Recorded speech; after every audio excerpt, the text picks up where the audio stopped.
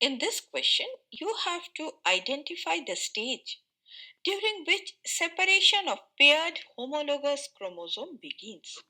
Option A, packaging.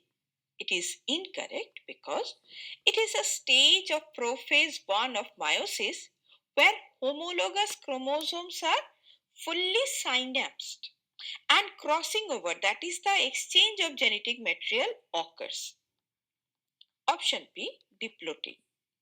Now, diplotin is the stage when paired homologous chromosomes begin to separate. And this separation occurs due to the dissolution of the synaptonymal complex. But the homologous chromosomes remain connected at points which are known as chiasmata. Hence, it is the correct option. Option C, zygote. It is also incorrect because it is a stage where homologous chromosomes begin to pair up, that is, synapsis occurs, and the formation of synaptonymal complex also occurs. Option D, diakinesis. It is also incorrect.